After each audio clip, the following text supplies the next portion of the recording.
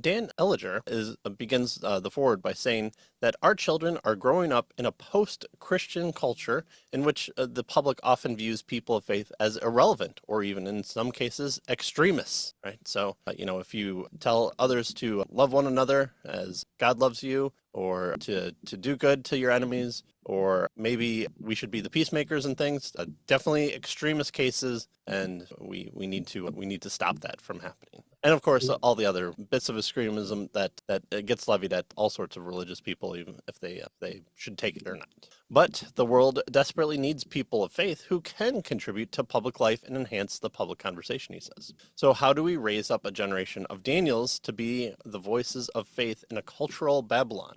Standing up for what you believe in, even when everyone else is bowing down. And so he asked that question at the start. Right. So how indeed can we do this? How can we raise a generation of Daniels? And as you will recall, in Daniel, he stood against this particular cultural indoctrination, I think, right? They were definitely trying to indoctrinate Daniel. They changed his name. They made him speak Babylonian. They tried to, they trained him in all the ways of the Chaldeans, right? The Babylonians. Of course, he said he stopped when it came to his dietary issues, right? I'm not going to eat that crap, right? For whatever reason, we're not exactly sure, right? Perhaps it was sacrificed to idols, perhaps it was, pork, who knows, right? But anyway, he said, just give me vegetables. And so he stood against that, and the Lord rewarded him for that, right? Gave him 10 times more wisdom than all the rest of the folks who he was dealing with. So how do we raise up folks who are willing to stand against that type of indoctrination,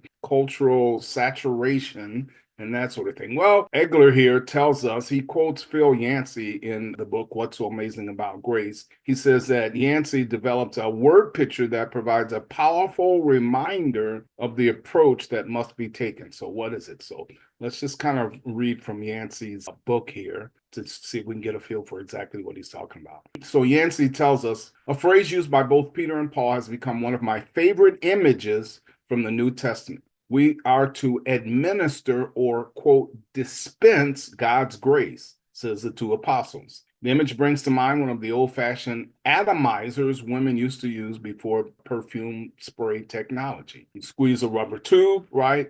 And droplets of perfume come shooting out of the fine holes at the other end. A few drops suffice for a whole body, right? So you squirt it and get a few on your body, then that's good. Now you're good to go. A few pumps, he says, changes the atmosphere in the whole room. That is how grace, he tells us, should work. It should not convert the entire world or an entire society, but does enrich the atmosphere, right? In other words, it doesn't convert everybody, but it does make a change in terms of the atmosphere, is what he's giving. Right.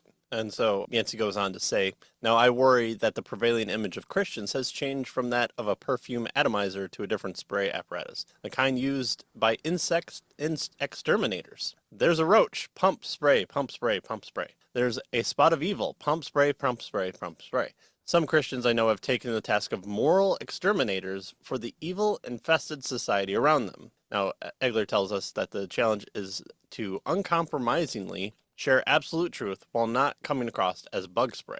He says that in this book, J.P. Moreland articulates a way of friendly engagement with the prevailing world of scientism. And so I have some issues with this idea. I don't think that the dispense of grace is this atomizer that's occurring here. I understand his word picture. I get where he's coming from. And I believe he uses the term winsome, which always makes me wince when anyone uses winsome. But I'll take the charitable route here and say, so if you remember back to our book Tactics by Greg Koukl, I wouldn't quite call that winsome, but I would say that there were elements in there that allowed a conversation to occur. And one of the things that Koukl was big on was to kind of tamper down the rage that may come up on both sides. And so I think that's the intended issue here. And I'm not quite sure that I fully undertake Egler's point here. I think winsomeness may be too soft, and the dispensing of grace by God shouldn't be an atomizer, but it should upend the world. It should turn the world upside down. It should conquer Rome without the sword. And so I don't know if you can do that with a perfume spray. Let me give the charitable interpretation here and say that we're not to go in hacking and slashing, but we're to take every thought captive. And so I think that's something to consider as we approach this book, because if you've heard interviews from Moreland before, he is very even keeled. He is very thoughtful, and to say that he's a Bronx boxer would be incorrect. And so I think that attitude comes out in this book as well. Yeah. Egler goes on to say that scientism says that the hard sciences alone, this is what scientism says, the hard sciences alone have the intellectual authority to give us knowledge of reality. So the hard sciences alone, Right. only the hard sciences is what he's getting at. Everything else, especially ethics, theology, and philosophy, is at least, according to scientism, based on private emotions, blind faith, or cultural upbringing. And so he tells us that Moreland provides a particularly persuasive argument that counters the popular perception that science can explain everything. In reality, he says there are many things that science cannot explain. Moreland concludes with a very helpful compilation of strategies for integrating issues between faith and science. And so Egler tells us that he concurs with and even applauds Moreland's analysis of the danger posed by scientism and the very practical guidelines that Moreland gives us for responding to that danger in a winsome, there's your word,